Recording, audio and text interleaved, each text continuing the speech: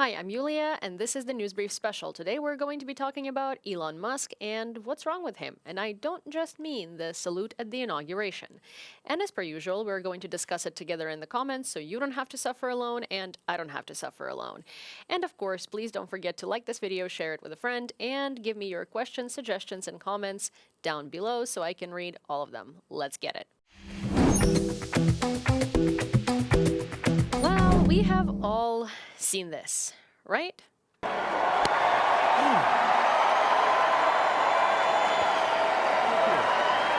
My heart goes out to you. And there is a lot of debate around it, and I've seen some very, very, very, very strange justifications of this, but we'll get to that later. Elon Musk is the richest man on Earth. He's not just a businessman. He owns Tesla, he owns SpaceX, he owns Twitter. And that is very dangerous. Why is it so dangerous? Because, well, he proclaimed himself that he got Trump elected. He has an basically unlimited amount of money and a grip on one of the largest social media platforms in the world that had rapidly become a place where Russian propaganda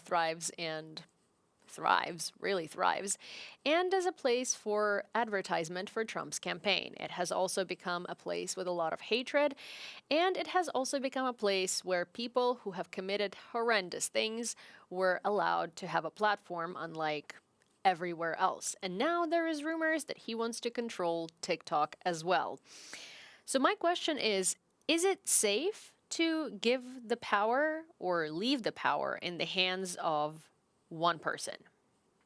And that's what we're going to be exploring today. So we just talked about this lovely situation. And as I said, I have seen so many crazy justifications on this subject. One being, oh, it's not a Nazi salute, it's a Roman salute. So what next, when he wears a swastika, we're going to say that he's wearing a Buddhist symbol of peace? The thing is, whether it was intended to be a Nazi salute or not, Elon Musk is a powerful and intelligent enough man to know not to do this gesture, knowing how it's going to come off to the public. Some of the other justifications were a little more mild, like, for instance, my heart goes out to you.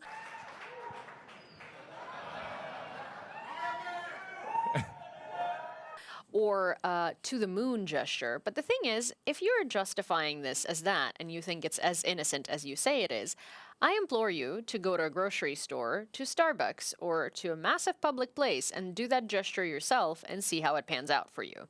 Also, try doing it in Germany, because then you're going to be charged with a felony and arrested. Yeah, because it's illegal, and it's illegal in a lot of places. You can't do that gesture. Now, interestingly, if this gesture is so innocent, then why did Fox News, the main channel for spreading, Trump love and Musk love and Trump's inner circle love, has cut out that particular piece from their live stream? Yeah, they only showed the second part because it looks a little more mild. Yeah, if it did not need any justification, or if it was so innocent, why is it not there? Because they knew exactly what it is, and they knew why a person on stage shouldn't be doing that. Especially, a billionaire who is technically just Trump's sponsor, and he's having a speech on stage saying, "We did it." Shouldn't that be, illegal? And he's not an elected official. What is he doing on stage talking in inauguration? But that's besides the point.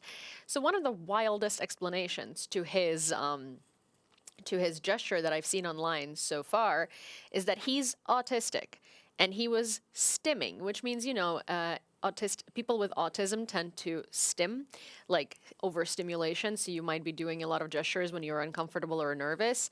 And so he stimmed into a Zigheil. Yeah. I've met a lot of autistic people in my life, and I'm on the spectrum myself, and I can tell you that never, ever, never, ever, ever would I stim into a zig. But, to each their own. Here's the problem that I have with that one, is that people are using autism as an excuse to be assholes. And that's not right. And autistic does not mean a moron. Autistic doesn't mean that you don't know what gestures are and what they entail. He knew exactly what this gesture is and how it would come off, but he did it anyway because he knew he'd get away with it, and that is the issue. The issue is that instead of actually calling it what it is, the media and his circle, including Trump, are trying to whitewash it. And that's the issue. Because, sure, I mean, he could have made a mistake, but he could publicly apologize and say, I did not know how this gesture would come off, instead of doubling down on it and saying that everyone is crazy and only a European person would take it the wrong way. I wonder why.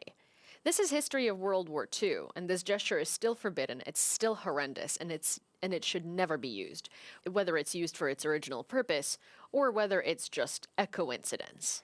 You take accountability, which he didn't. And he does not like to take accountability for anything. For instance, when Musk bought X, he reinstated a lot of very, very problematic people. And I mean people who have been convicted of SA, people who have been convicted of child abuse. Andrew Tate, who is a very well-known misogynist, he's reinstated Donald Trump, even though Trump was previously blocked on almost all social media because he was spreading so many lies and so much propaganda that he lost his platforms. Musk reinstated him. He also reinstated, as I said, Andrew Tate and a lot of other problematic characters like far-right groups, anti-Semitic groups, hateful groups, bigoted groups, dangerous people. Because why? Freedom of speech. Freedom of speech does not mean freedom of consequence. And Musk got rid of fact-checking. He loves community notes because anyone could write them and people can just vote for whichever one is better. And the reason he did that is basically for people to not know the truth. He's not doing that for freedom of speech. He's doing that for the spread of misinformation and people having a hard time checking it. And that's an interesting strategy because that is exactly how he helped Donald Trump get elected. And now known as X, formerly Twitter, is one of the largest social media networks on the planet with the largest amount of users. And it's one of the most influential ones. And he knew it when he was buying it. And this is one of the easiest way to control the narrative and control the media. He has been caught artificially manipulating the algorithm, showing you his tweets more than anyone's, showing you pro-Trump and Republican information more than pro-Democratic or pro-Kamala or pro-Biden information. And it doesn't matter which party you support. That is not okay because that's manipulation of information. Right? So a lot of billionaires have been buying news and media, legacy media, like Jeff Bezos and Washington Post. So that narrative is controlled, but people do not trust legacy media for those particular reasons. So where do they go to consume their information? Social media. And social media is a place for grassroots, social media is a place for resistance, social media is a place for sharing information. And when you have someone in charge who is manipulating algorithms and your particular messaging is not getting out there, it's being suppressed, that is controlling the narrative. And that is very, very dangerous, no matter which side of the political spectrum you're on. Because, of course, if you're on the side that Musk and Trump favor, then you're happy because your messages are getting out there, and that's just giving you, likes and follows and validates your opinion. But what if you weren't? What if tomorrow their views change and they no longer think what you think and they start suppressing your messaging to the point where no one hears you? That is a dangerous, slippery slope. So no wonder that a lot of advertisers pulled out of X because, well, Musk was endorsing anti-Semitic messages. And one of those anti-Semitic messages was basically stating that Jewish people are racist or hateful towards white people. And it's the whole message is the whole message is a peach. And to that, Elon Musk said, "You said the truth," or something along those lines. And, of course, him supporting hateful messages towards Jews and anti-Semitism landed him in a place where major advertisers like Disney, IBM started fleeing Twitter. And instead of apologizing, what did Musk do? Well, hear it for yourself. What was that trip like? And obviously, you know that there's a public perception that, and you're clarifying this now, but there's a public perception that that was part of a apology tour, if you will. That this had been said online. There was all of the criticism. There was advertisers leaving. We talked to Bob Iger today. I hope they stop. You hope? Don't advertise. You don't want them to advertise? No. What do you mean? If somebody's going to try to blackmail me with advertising, blackmail me with money, go f*** yourself. But go f*** yourself. Is that clear? I hope it is. Hey, Bob, if you're in the audience. He doubled down on it in many different interviews and in many different messages. However, of course, when profits started plummeting, he did say that he relies on advertisers for Twitter, and if all advertisers or major advertisers pull out, then Twitter is going to get bankrupt. But at the same, and then he went and said that, he just did not express himself right, and he should have been more thorough with what he was saying. But given his history of support for many far-right groups worldwide, Proud Boys, the AFD, which we'll get to, people like Nigel Farage in the UK, of course, Pierre Poilievre in Canada. He supports all of the far-right leaders with all of the questionable beliefs, and of course he supports Putin, and he often spreads Russian propaganda.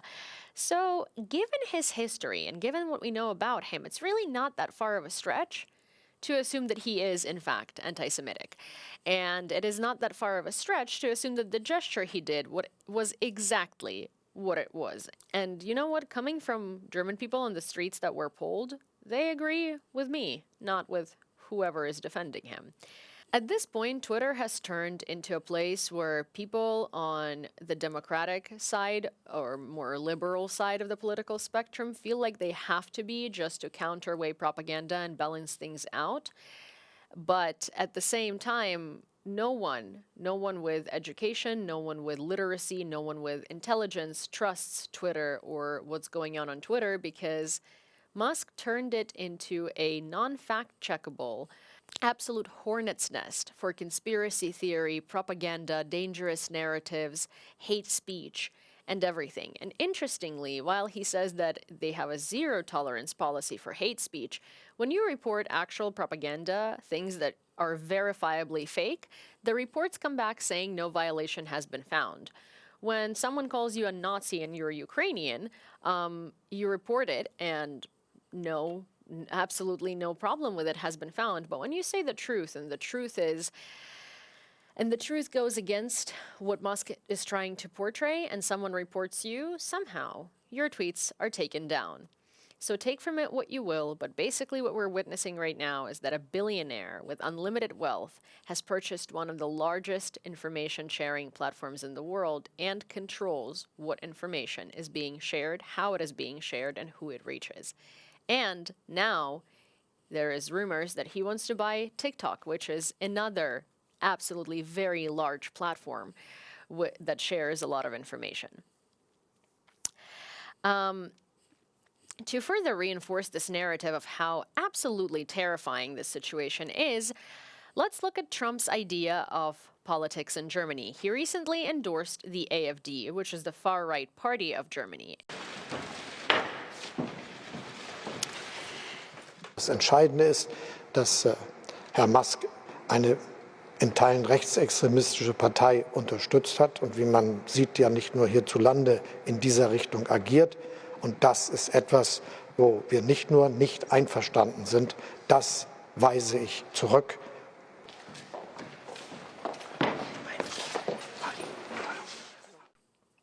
And while the German government had to come out and say how dangerous it is and to stop meddling with European politics and politics worldwide, because let me remind you again, he believes that he is single-handedly responsible for electing Donald Trump or for getting Donald Trump elected, and now he wants to go to Europe and he wants to influence elections in Europe, which already, how is this not ringing any bells and not setting off any alarms when a billionaire says, I got him elected, and now I'm going to go and elect other people? How much influence and how much power are we letting this person have?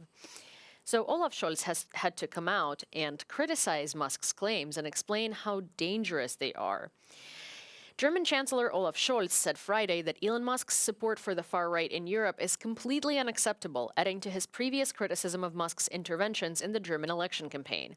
Musk has said over the past few months that only the far-right party Alternative for Germany, or AfD, can save Germany. Last week, the tech billionaire live-streamed on his social media platform X a chat with Alice Weidel, the party's candidate for chancellor in Germany's February 23rd election, amplifying its message ahead of the vote. Again, and he's spreading this on Twitter, and he's artificially manipulating the algorithm in order to have people see this message more. But how insane is it to endorse a far-right party in Germany?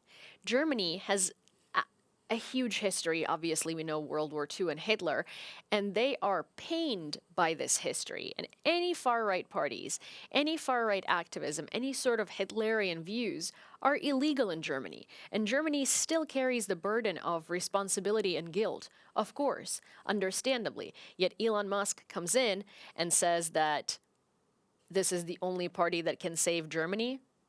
That sounds a little like we've seen this one before and we didn't like the ending. And again, why do we have a South African billionaire who lives in the United States meddling with worldwide politics and telling people who to vote for in the elections in Europe? Which, might I remind you, wants to ban and regulate his social media because obviously it's dangerous. So anyways, Elon Musk called Olaf Scholz a fool in this tweet after Olaf Scholz's speech criticizing Musk and saying that, well, dangerous narratives one, too, that, everyone in Germany has freedom of speech. But when it comes to endorsing far-right ideas and beliefs, they don't, because that is not something that Germany wants to portray or be associated with at all. And as I said previously, we have the case with Romania. And you might think, well, I mean, it's just Twitter, right? Like, who cares what Musk says? People in Germany are reading the news and they're voting for themselves. No, but social media today, as I mentioned previously, is a very large factor in voting in presidential elections or chancellor elections or political election or elections of any kind, really. As we've seen with Romania, TikTok was a huge factor in an unknown candidate with incredibly far-right beliefs gaining a platform based on TikTok, spreading his propaganda because it was paid for and it was amplified and it was obviously put in there by Russia. Well, in Romania, the investigation has taken place very fast, and obviously it was all retracted, and the candidate was banned. And the results of his win were retracted because, of course, they found political meddling and foreign interference from Russia. But that doesn't happen in every country, especially in very long-standing democracies, because they tend to believe that nothing is going to meddle with their democracy because it's too strong. So yeah. Meddling in politics, especially foreign politics, this is foreign interference. What Musk is doing is both domestic and foreign interference, whether you like him or not. This is a fact, and this is the truth, and it is dangerous. And I know I've said dangerous so many times in this episode alone, but it is what it is, and you can't say it any other way. Not only is he meddling in German politics, he's also meddling in the politics of the UK, endorsing Nigel Farage, who is well, I wouldn't call him the British Donald Trump, but I would say he's a British politician who's a conspiracy theorist, very far-right, COVID denier, vaccine denier. You know, the list goes on. We've seen this one before. We've seen this story before. But he's endorsing Nigel Farage, and he's actively promoting propaganda, lies, and narratives about the current Prime Minister of the UK, Keir Starmer, and of course endorsing their rival political party, because that works with his beliefs a little better. Elon Musk has reignited a political row about gangs of men who groomed and raped girls in England over several decades. In the past week, the tech billionaire has shared a flurry of posts on his social media platform X, accusing Keir Starmer and other senior politicians of covering up the scandal. It is the latest intervention by the SpaceX founder in UK political affairs and his most incendiary yet, even triggering calls for Starmer to sue for defamation. On Monday, the Prime Minister hit back at those spreading lies and misinformation and said they're not interested in victims. As British questions go, it may be hard to think of something more inflammatory. The world's richest man pilling a tweet at the top of his X account on Monday, asking whether users think the US should liberate the UK from its tyrannical government. This is just the latest round of a public spat between Elon Musk and UK Prime Minister Keir Starmer. I don't really have any comment on the particular comment that was made this morning by Musk. Thank you. On the question of Elon Musk, look, I think most people are more interested in what's going to happen to the NHS, frankly, than what's happening on Twitter. Those that are spreading lies and misinformation as far and as wide as possible, they're not interested in victims. They're interested in themselves. Musk has questioned Starmer's role investigating child rape cases while he was head of UK public prosecutions between 2008 and 2013. It is not the first time the pair have criticised one another in public. After Starmer's Labour Party won the UK election in July, there was a wave of violent right-wing demonstrations across the country. Musk at the time accused Starmer of operating a two-tier policing system that was overly harsh on the rioters. Londoners on Monday said they believe Musk was too involved in what was going on in their country. Elon Musk should not be involved in any form of politics. He should just stick to business, what he knows. I get nervous when he starts paying large amounts of money and having a very direct influence on our politics. It's an unelected official who's demonstrating a political interest for motives that we've got no idea where he's coming from. So, yeah, I do have concerns about it. Musk also appears to have recently fallen out with previous ally Nigel Farage, whose right-wing Reform Party was rumoured to be poised to receive tens of millions of dollars from the billionaire. It comes after Musk successfully backed Donald Trump in the US election in November, which Trump won to secure him a second term as president. He appeared in public repeatedly with Musk during the campaign and credited his help. His name is Elon Musk. He saved free speech. He created so many different great things. Where is he? Come on up here, Elon. Even Trump, however, has since been forced to deny rumours that Musk wants to take over the US presidency. Musk's ownership of X, formerly Twitter, is of course key to his ability to get attention to his comments on politics and on leaders around the world. But at a time when countries like the UK are more polarised than ever, his ability to shape conversations in places like this looks unlikely to diminish. Joel Flynn, TRT World in London. Interestingly, every time he spreads this type of messaging, he always tells people that they need to resign. He told Olaf Scholz that he's an incompetent fool who needs to resign after the Christmas market attack. He told Keir Starmer that he needs to resign. He told Justin Trudeau that he needs to resign. He continuously keeps amplifying these absolutely I'm not going to call them fake, right? But they're unconfirmed messages as if they were the truth and as if there was irrefutable evidence. And he's not doing that, to cancel pop stars or to change your opinion on Johnny Depp. No. He's doing that to change your opinion and guide it and shape it about your politicians. I'm going to repeat myself again. There is a billionaire who is the richest person in the world, who has all this power concentrated in his hands. And he is telling you how to vote. And he, self-proclaimed, got Trump elected. So he wants to pull the strings, and he wants to decide who is in power where. That is not democratic. That is taking the power from the people, amplifying narratives that work for you, and that is an oligarchy. So he doesn't only want oligarchy in America, he wants it worldwide, and he wants to be behind all of it, pulling the strings. Again, doesn't matter whether you like him or you don't like him, that's just facts. And that is something that I want to ask you about again. Do you think this should be allowed? Do you think this is okay? And how much more power should this man have? He's also, of course, speaking out against the Labour Party and endorsing Tories. He's also amplifying various different points of contention in the British society, as in, social media scandals, political disputes, and all of this stuff, in order to create a divide in society. And Twitter has done that with a lot of things. When Trump started running, and when Europe was deciding on its measures against Russia, Russian propaganda started posting a lot of narratives about, bad immigration policies in Europe, immigrants consistently doing terrible things to distract the European Union from having to make decisions on Ukraine, because they were banking on the European people to be outraged and enraged with the migration crisis. So I started seeing posts on X that are very hateful towards immigrants, especially immigrants of darker skin color. And it was all videos of them doing horrendous things, attacking people, robbing people, doing all of this stuff. And they were amplified everywhere.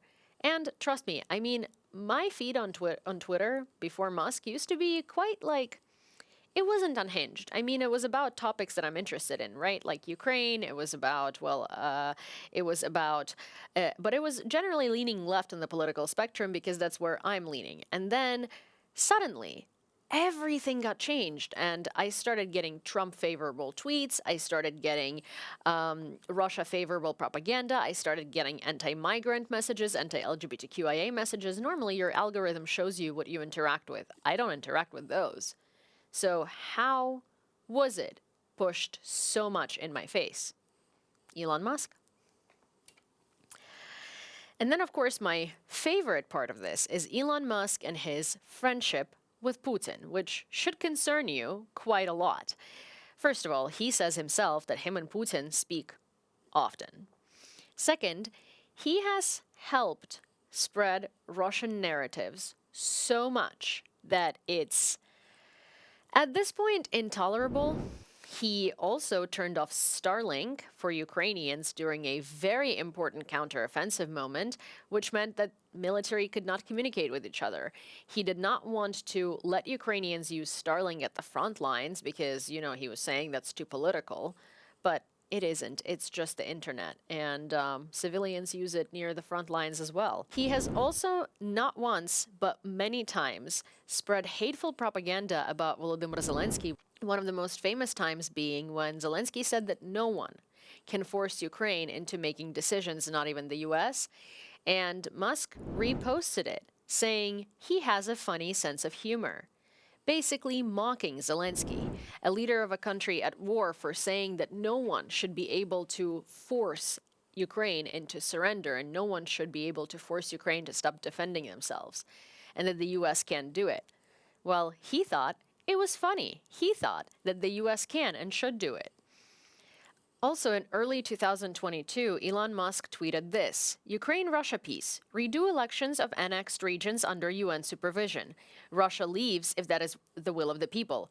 Crimea formally part of Russia, as it has been since 1783 until Khrushchev's mistake. Water supply to Crimea assured. Ukraine remains neutral. So, all of Russia's talking points. And he posted a poll to see how people would react, because he expected 90% of the people to agree with him, but with these peace points. However, 59.1% of people said no thanks, and 40.9% of people said sure, they agree with him. I mean, that's a result he didn't expect, because he expected people to mostly agree with this plan. And then, of course, Zelensky came out with a counter tweet saying, which Elon Musk do you like more? One who supports Ukraine, 78.8% yes, or one who supports Russia, 21.2%. And, I mean, of course, you can take it too hard because Zelensky mostly has Ukraine's supporting audience, not Russian trolls. But Musk has not only done that. On numerous occasions, he has reposted people like Joe Rogan, who constantly spread disinformation about Ukraine, or Lex Friedman, who recently complained about Zelensky being so unfavorable to Putin in their interview, or just messages of Ukraine aid to of U.S. aid to Ukraine being too much and shouldn't be happening. He's reposted videos and messages saying that Zelensky, every time Zelensky comes to beg for money, that Ukraine is getting billion-dollar checks. He, of course, has not once reposted messages of Donald Trump about this subject when Trump was saying negative things about Ukraine. He has spread and amplified Russian propaganda since he bought X. And I mean genuinely, since he became the owner of Twitter, Russian propaganda found its platform to thrive. And I mean thrive. I don't think there is more Russian propaganda anywhere in the world as compared to X than there, or maybe in Russia itself on national television. And all of this is very verifiable. It's quite crazy. And one of the things that obviously is scary to people is if Musk has so much influence on Trump, which I don't think he does. I think he's just kind of Trump's wallet. What is going to happen with Ukraine, with Musk's views being, Putin and I talk all the time. We just have casual phone calls. and him talking about Russia and him loving Russia and him saying all of these, standard Russian narratives about the exquisite and mysterious Russian soul and Russian culture and Russian ballet, and him quite literally repeating all of the narratives that are so harmful and so evidently Russian propaganda. We wonder where that leaves the world because, as Gabriele Landsbergis said today when I interviewed him, Ukraine is at the center of world's geopolitics, and a lot of things start and end with Ukraine. So what happens here really determines the course of the rest of the events. So now there are rumors, and from what I understand, they're just rumors because, well, Shochu was able to restore TikTok through Trump, and obviously he had to get in line with Trump, and there were lots of scandals that TikTok is now not showing political content, and I can confirm that because I, as a creator on TikTok on the left side of the political spectrum, do not get any political information anymore. I just get crocheting videos and home decor videos, while my feed before that was full of politics. So there's speculation that, when you look up Democrat or political issues on TikTok, it's harder to find them now that TikTok is feeding you information that Trump wants you to see, and that this blackout or TikTok ban was done specifically in order to get a show on Trump's side and to fulfill his orders. So I don't think that Elon Musk is going to need to buy TikTok. But at the same time, there are rumors circulating that he does want to. And that would mean that Trump would be the owner of two of the largest platforms for sharing information for grassroots movements for people to come together in the world. And that means that he can manipulate both of their algorithms. And that genuinely gives him unhinged power because social media is so much more powerful than legacy media because it comes from the people to the people. The thoughts and the ideas and the advice. It's like grassroots. And it influences your political beliefs and what you do with your life and how you vote very, very much. So if he owns two of these massive platforms together, imagine that you have nowhere to go to have your voice heard if it doesn't match his opinion. And if that doesn't scare you, then I really don't know what will or how else to explain it to you. It's a monopoly. And monopolies are forbidden and illegal in many parts of the world specifically for that reason, because it's one person influencing everything. And in this case, it's one person picking and choosing which information gets amplified. So if you are against what he's doing, what his circles are doing, what political messages are being shown, and you have an alternative opinion and you want to find your community, you were able to do that on TikTok easy. That's the beauty of TikTok and its algorithm. Imagine when it's not that way and you go and you speak to the void and no one hears you because your message is getting suppressed. That's how many people that have views that differ from Elon Musk's feel on Twitter. Because for some reason, all the far-right creators have millions and millions of views, followers, and engagement, and all of the people that do not share those beliefs struggle to get to hundreds of thousands. I've mentioned before that TikTok was one of the key instruments in the Romanian election, and the results of it had to be overthrown because of how TikTok was used to manipulate the electorate. So imagine what will happen when Elon Musk not only has Twitter, that he himself says helped get Trump elected, but also has TikTok. At that point, we truly will be doomed, because at that point, we will not even be able to share our opinion if it differs.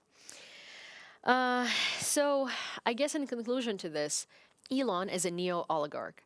He's a sponsor who completely took over the campaign of a president in the running and funneled so much money into advertisement, into, you seeing this candidate, into you changing your mind on this candidate. And again, it doesn't matter if you like Trump. It doesn't matter if you like Kamala. It doesn't matter who you like. It doesn't matter who you voted for. This information alone, that there is a billionaire specifically doing everything for someone to get in power, should be terrifying and frightening to you. Because at the end of the day, you're not the one who is deciding who to vote for. It's Elon Musk leading you to that decision. Having so much money, having so much media control, and also now being in the government and overseeing the government gives him unhinged, unchecked power. And again, whether you like him or not, it is the richest person in the world having unhinged, unchecked power. That means whatever he wants to do, he's not going to be checked on it. He's not going to be stopped, and he's not going to be balanced. And all of us know that, if anything, he's a wrecking ball. So